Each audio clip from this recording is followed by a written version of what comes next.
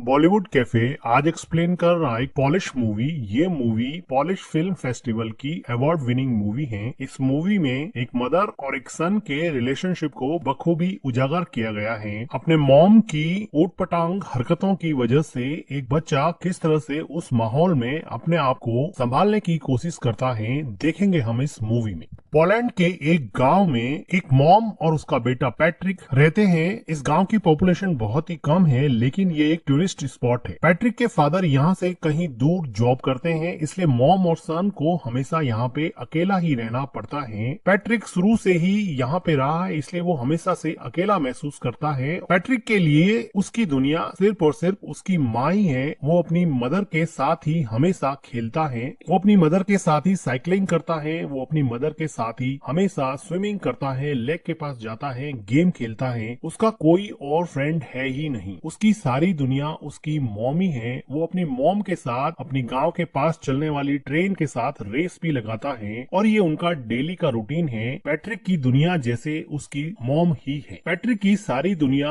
उसके मॉम के इर्द गिर्द ही घूमती है। पैट्रिक और उसकी मॉम का रिलेशन ठीक वैसा ही है जैसा हर किसी बच्चे का अपनी माँ के साथ होता है। वात्सल्य से भरा और प्यार से भरपूर इस रिलेशनशिप में किसी और की कोई जगह नहीं थी। लेकिन पैट्रिक की जिंदगी में खलबली तब मच गई जब इस गांव में आसपास के सभी लोग समर वेकेशन की वजह से अपने बच्चों को लेकर पिकनिक मनाने आने लगे और अपना समर वेकेशन व्यतीत करने के लिए यहाँ पे रुकने लगे। पैट्रिक तो किसी से भी क्लोज यहाँ पे हो ही नहीं पाया, क्योंकि वो शुरू से ही अकेला रहा था। उसको किसी से फ्रेंडशिप करने में भी बहुत प्रॉब्लम होती है। लेकिन वो देखता है कि उसकी माँ अब रात को रोज घर से बाहर जाने लगी हैं। पैट्रिक ने शुरुआत में इन सब चीजों से कोई रिएक्ट नहीं किया। पैट्रिक की मॉम को रोज शाम को एक कॉल आता और वो पैट्रिक को घर में अकेला छोड़ के ही चली जाती। पैट्रिक काफी देर तक इंतजार करता। कभी उसकी मॉम रात को घर लौटती नहीं थी और कभी देर रात को लौटती थी। वो थोड़ा सा टाइम पैट्रिक के साथ स्पेंड करती थी, लेकिन पैट्रिक को कल का बहाना देकर कि कल मैं तुम्हारे साथ पूरा दिन व्यतीत करूंगी और पैट्रिक को अकेला छोड़ देती थी। धीरे धीरे पैट्रिक अकेलेपन की वजह से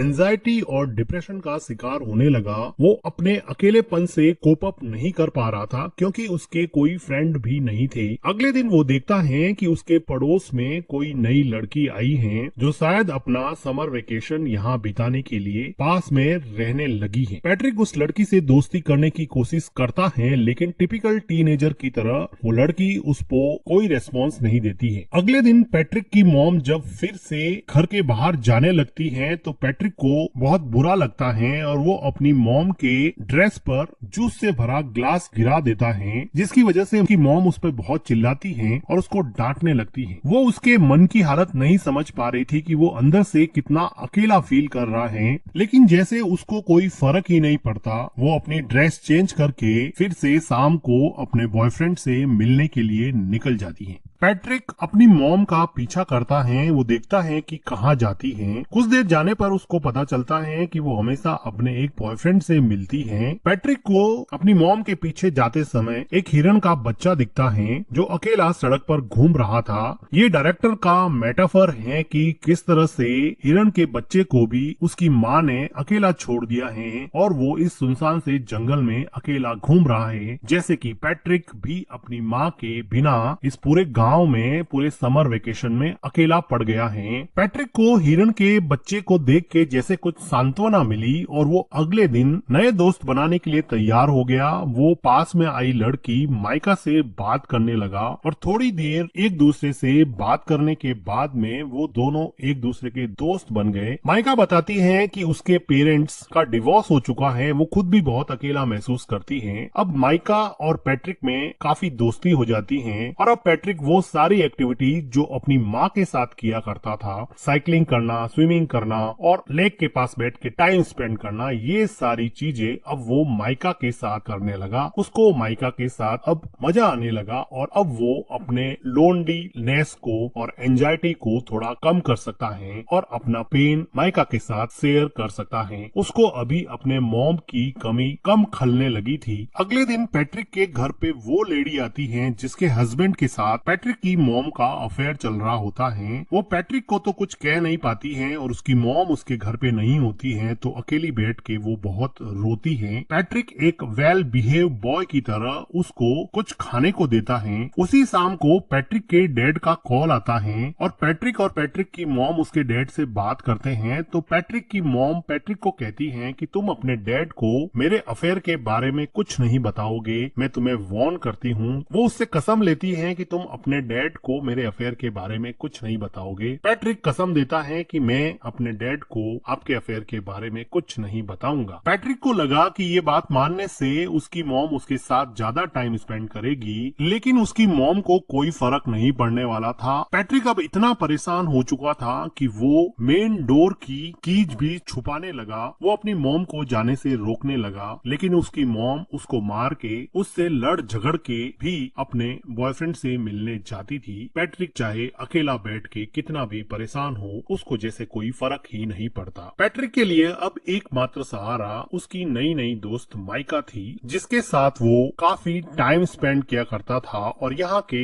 पिकनिक स्पॉट लेक में स्विम करता और वहाँ पर गेम खेलता। लेकिन उसकी ये खुशी ज्यादा दिन चलने वाली नहीं थी, क्योंकि माइका को यहाँ पर एक उनकी उम्र से काफी बड़ा लड़का परेशान कर रहा था। ऐसा लग रहा था कि माइका इस लड़के से बहुत डरती है। पैट्रिक इतना छोटा था कि इस गैंग से माइका को बचाने के लिए वो कुछ भी नहीं कर पाया, लेकिन उसको मन ही मन बहुत हर्ट हुआ, क्योंकि वो लड़का माइका को वार्न कर रहा था कि तुम इस लड़के से नहीं मिलोगी, तुम सिर्फ मेरे से ही मिलोगी। उसी रात को पैट्रिक अपनी मॉम का जब पीछा कर रहा था तो वो देखता है कि माइका और वो बड़ा लड़का एक दूसरे के साथ काफी टाइम स्पेंड कर रहे हैं, जिसको देखकर पैट्रिक को लगा कि अब उसकी जिंदगी वापस से अकेलेपन का शिकार होने वाली है। वो काफी मायूस हो जाता है। वो घर पर भी काफी टाइम तक अपनी मॉम का वेट करता। जब देर रात उसकी मॉम घर पे आती तो पैट्रिक उससे अपना टाइम मांगता, लेकिन वो थक हार के सो जाती और पैट्रिक उसकी मॉम के आने के बाद में भी अकेलेपन का ही शिकार रहता।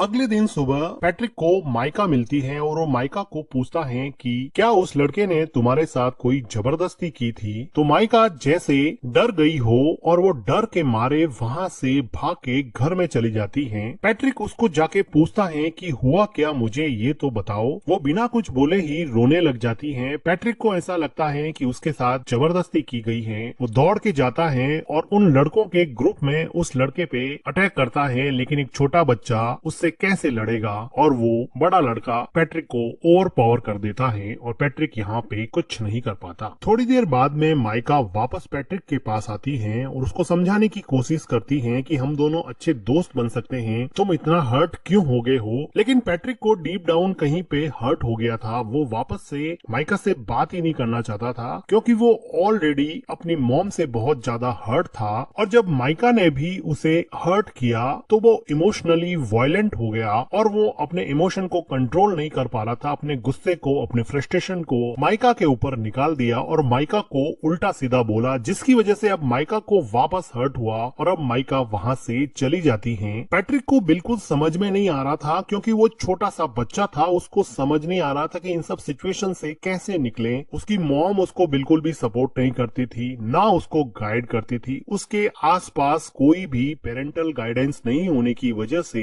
वो अपनी ही दुनिया में जो उसको समझ में आता वो करता जाता और उसके अंदर अनस्पोकन इमोशंस का एक ऐसा गुब्बार बना, जिसकी वजह से वो बुरी तरह से फ्रस्ट्रेट हो गया। उसी रात को पैट्रिक की माँ घर पे रोती हुई आती है। ऐसा लग रहा था कि उसके बॉयफ्रेंड के साथ उसका झगड़ा हुआ है या फिर ब्रेकअप हो गया है। पैट्रिक की मॉम काफी दिनों तक उदास रहती हैं, लेकिन पैट्रिक अपनी मॉम को अपने पास में देख के काफी खुश रहने लगा है। वो अपनी मॉम की काफी केयर करता है। एक रात अचानक उसके डैड वापस लौट आते हैं और दोनों के लिए बहुत सारे गिफ्ट लाते हैं। पैट्रिक को अब लगा कि अब उसका समर वेकेशन बहुत अच्छे से निकलेगा, क्योंकि उसके डैड ने उसे प्रॉमिस किया था कि मैं समर वेकेशन तुम्हारा साथ में बिताऊंगा। अब एक अच्छी फैमिली की तरह खूब अच्छा टाइम स्पेंड करते हैं और पैट्रिक अपने मॉम और डैड को एक साथ देख के बहुत खुश होता है और उसका लोनलीनेस जैसे धीरे धीरे गायब होने लगा था। उसकी एंजाइटी कम होने लगी थी। तो एक रात पैट्रिक के डैड चेस खेलते हुए उससे पूछते हैं कि क्या तुम्हारी मॉम मेरे जाने के बाद में किसी से मिलती थी या रात को लेट आती थी? लेकिन पैट्रिक ने अपनी मॉम को प्रॉमिस किया था कि वो उसका राज किसी को नहीं बताएगा, इसलिए वो अपने डैड को अपनी मॉम के अफेयर के बारे में कुछ नहीं बताता है। लेकिन उसके डैड को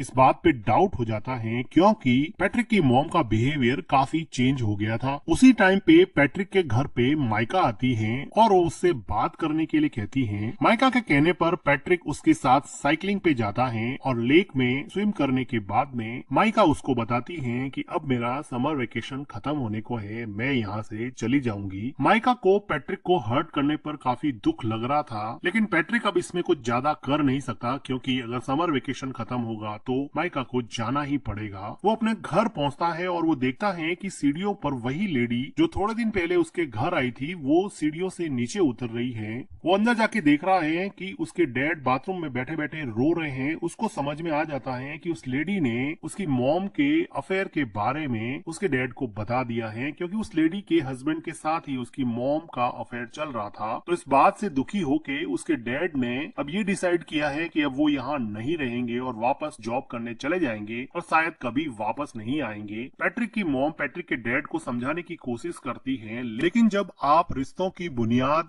विश्वास को ही हिला देते हैं, ट्रस्ट को ही खत्म कर देते हैं, तो किसी भी इंसान को रोकना लगभग नामुमकिन सा हो जाता है। पैट्रिक के डैड अब यहाँ से चले जाते हैं। समर वेकेशन खत्म हो जाता है। अब पैट्रिक को स्कूल जाना होता है। पैट्रिक की मॉम पैट्रिक को तैयार करके स्कूल छोड़ने जाती हैं। वो दोनों सड़क पर चल रहे हैं, दोनों एक दूसरे से बात भी नहीं कर रहे। पैट्रिक को अपनी मॉम पे बहुत गुस्सा है क्योंकि उसकी मॉम की वजह से उसके डैड उसको छोड़ के चले गए। उसके सेल्फिश बिहेवियर की वजह से वो किसी से घुल मिल नहीं पाया। वो मेंटली इतना ब्लॉक हो गया कि दूसरे बच्चों से बात भी नहीं कर पाता था और ना ही उसको अपनी मॉम का प्यार मिलता। अब वो रेलवे ट्रैक को क्रॉस करने वाले हैं। उसकी मॉम आगे जा रही है, बच्चा पीछे छूट जाता है, जो कि डायरेक्टर का मेटाफर है कि आप अपनी जिंदगी में आगे बढ़ रहे हो और बच्चों को आपने पीछे छोड़ दिया है। और इन दोनों के बीच में न जाने कौन सा इमोशनल आउटब्रस्ट रूपी ट्रेन आके आपके सपनों को, आपके अपनों को कब कुचल दे पता नहीं चलेगा। उसकी मॉम पीछे मुड़ के देखती है कि पैट्रिक पीछे रह गया है। वो ट्रेन को देख के डर जाती है, रोने लगती है कि उसके बच्चे का क्या होगा। अचानक से ये मोमेंट उसको रियलाइज कराता है कि उसकी जिंदगी में कौन इम्पोर्टेंट है, उसकी जिंदगी का अहम हिस्सा कौन है। वो आदमी जिसको वो रोज मिलने जाती है या फिर वो हस्बैंड और उसका बेटा जो हमेशा उसके साथ थे, साथ खड़े थे। वो खूब रोती है। उसको रियलाइज होता है कि शायद उसकी जिंदगी का ट्रैक अब उसे चेंज करना पड़ेगा और इसी के साथ ये मूवी एंड हो जाती है। मूवी का एक्सप्लेनेशन अगर आपको अच्छा लगा हो तो वीडियो को लाइक कीजिए, हमारे चैनल को सब्सक्राइब कीजिए and thank you for watching.